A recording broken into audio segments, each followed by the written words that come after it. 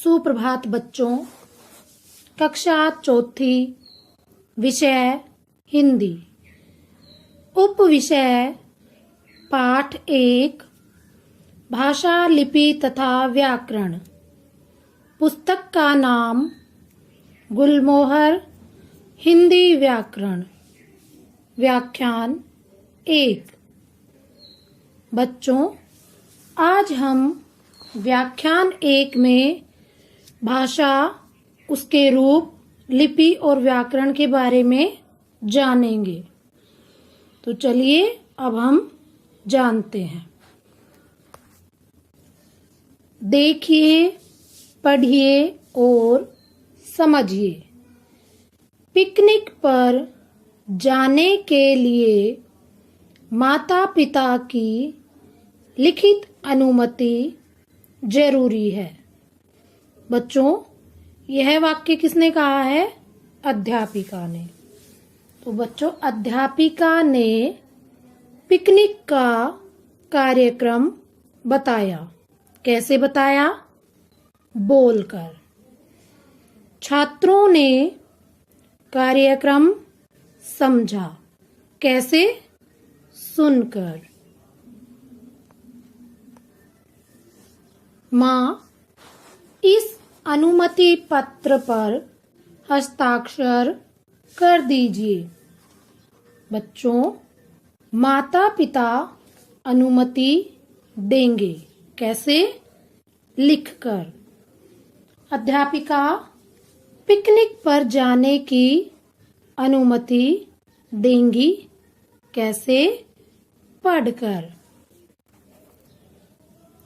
इस तरह हम लोग बोलकर या लिखकर किसी बात को दूसरों तक पहुंचाते हैं तथा दूसरे लोग हमारी बातों को सुनकर या पढ़कर ग्रहण करते हैं। इसे ही विचारों का आदान प्रदान कहा जाता है। बोलना, सुनना, लिखना तथा पढ़ना भाषा के ये 4 कौशल हैं। कौन कौन से 4 कौशल हैं? बोलना, सुनना, लिखना, पढ़ना।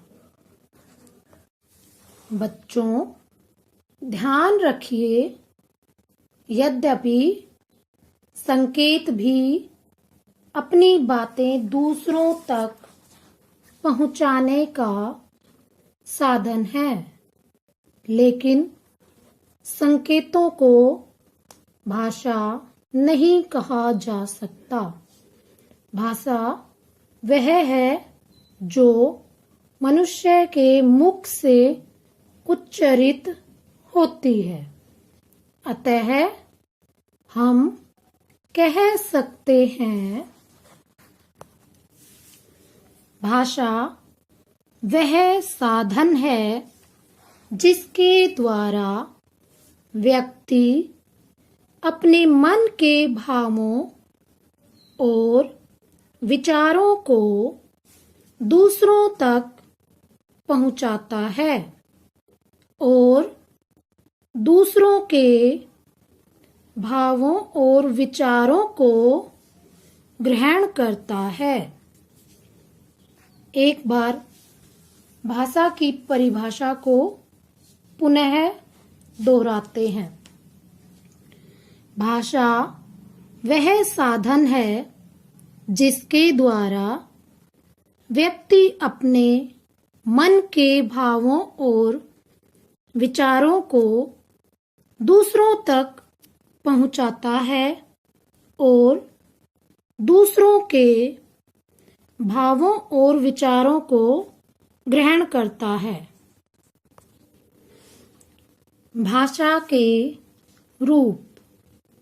भाषा के 2 रूप होते हैं। नंबर 1, मौखिक भाषा। नंबर 2, लिखित भाषा।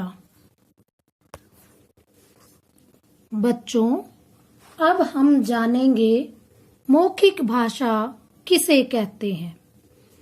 जब हम अपने मन के विचारों को बोलकर दूसरों तक पहुंचाते हैं और दूसरा उन्हें सुनकर समझता है, तो यह भाषा का मौखिक रूप कहलाता है।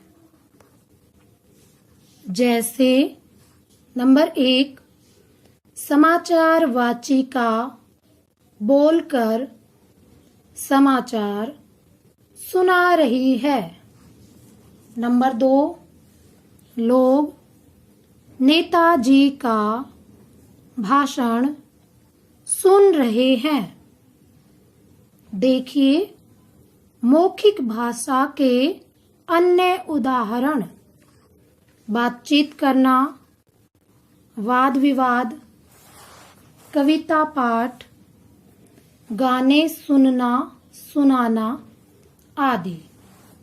तो बच्चों, मौखिक भाषा में बोलकर या सुनकर ये दोनों बातें आती हैं। नंबर 2, लिखित भाषा।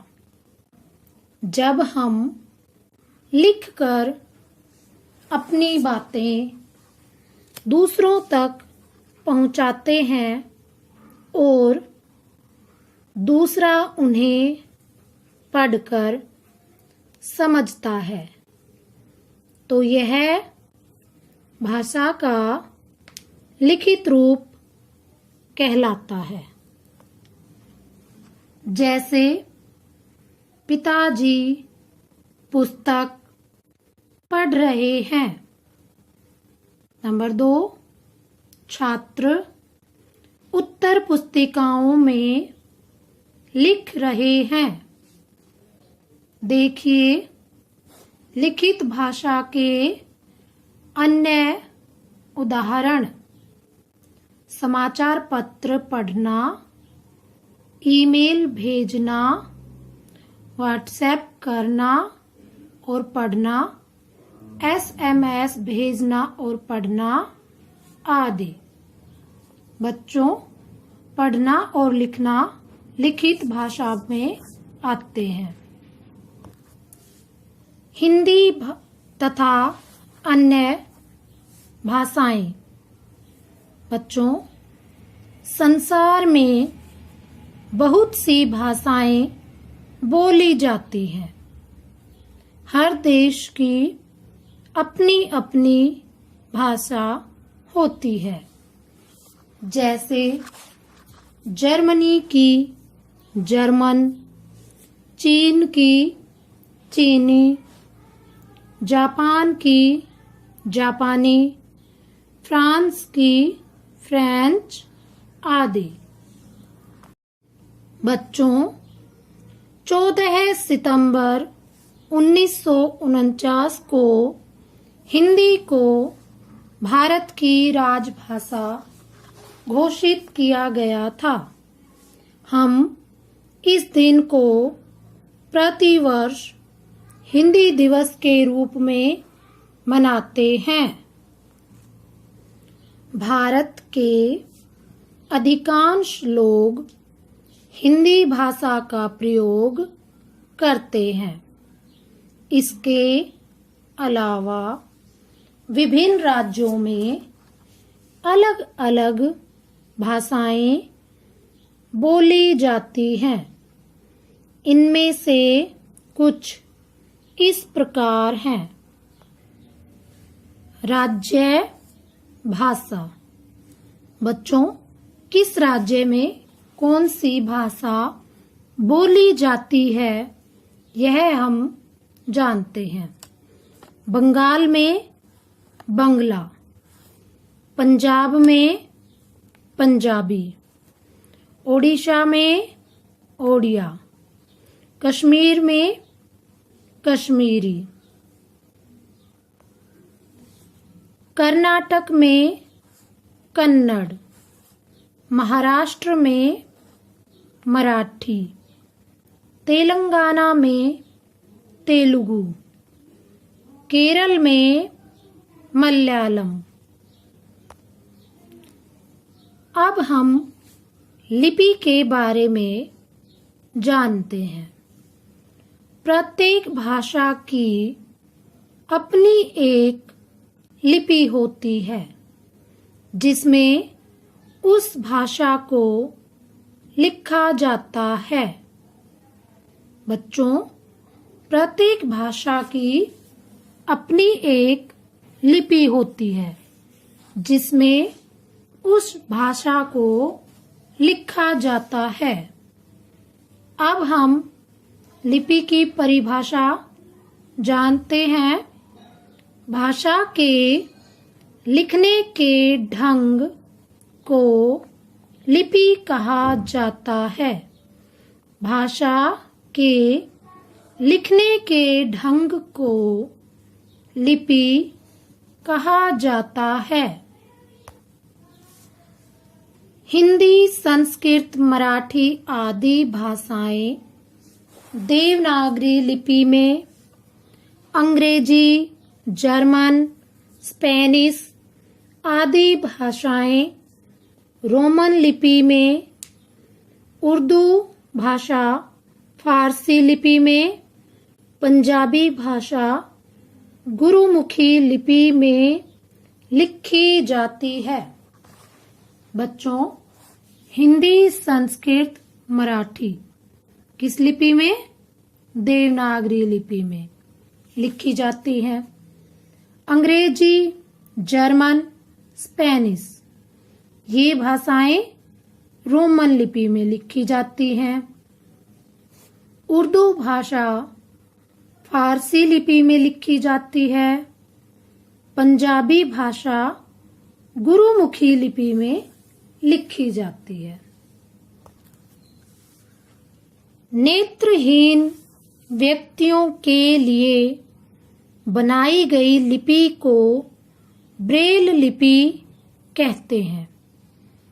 बच्चों, नेत्रहीन व्यक्तियों के लिए एक लिपि बनाई गई है जिसे ब्रेल लिपि कहते हैं।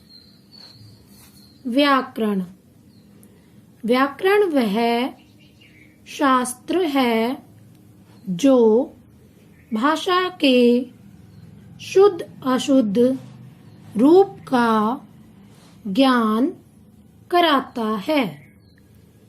व्याकरण किसे कहते हैं? व्याकरण वह शास्त्र है जो भाषा के शुद्ध अशुद्ध रूप का ज्ञान कराता है। चिड़िया उड़ रहा है, यह वाक्य अशुद्ध है। चिड़िया उड़ रही है, यह वाक्य शुद्ध है। मुझे पाठ पढ़नी है, यह वाक्य अशुद्ध है। मुझे पाठ पढ़ना है, यह वाक्य शुद्ध है। तो बच्चों, हमें शुद्ध अशुद्ध की जानकारी व्याकरण से मिलती है। बच्चों, हर भाषा के कुछ नियम होते हैं जो हमें यह बताते हैं कि कौन सा वाक्य सही है और कौन सा गलत। इन नियमों का संग्रह ही तो व्याकरण कहलाता है। तो बच्चों, वाक्य के सही और गलत की पहचान भाषा के कुछ नियमों से होती है और इन नियमों का संग्रह व्याकरण कहलाता है। भाषा के प्रयोग में कोई गलती न हो इसीलिए इन नियमों का ज्ञान जरूरी है। व्याकरण वह शास्त्र है जो भाषा के नियमों की जानकारी देता है। एक बार पुनः दोहराते हैं। व्याकरण वह शास्त्र है जो भाषा के नियमों की जानकारी देता है। कुछ और जाने। व्याकरण के 3 अंग होते हैं। कितने अंग होते हैं? 3 अंग होते हैं। नंबर 1 वर्ण विचार, नंबर 2 शब्द विचार, नंबर 3 वाक्य विचार। व्याकरण के 3 अंग होते हैं। नंबर 1 वर्ण विचार, नंबर 2 शब्द विचार, नंबर 3 वाक्य विचार। हमने सीखा। भाषा मन के भावों एवं विचारों को व्यक्त करने का साधन है। भाषा मन के भावों एवं विचारों को व्यक्त करने का साधन है। भाषा के 2 रूप हैं, मौखिक और लिखित। भाषा के 2 रूप हैं, मौखिक और लिखित। भाषा के लिखने के ढंग को ही लिपि कहा जाता है। भाषा के लिखने के ढंग को ही लिपि कहा जाता है।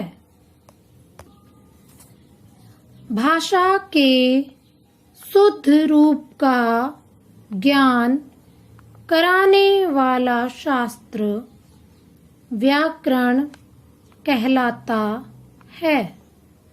भाषा के शुद्ध रूप का ज्ञान कराने वाला शास्त्र व्याकरण कहलाता है।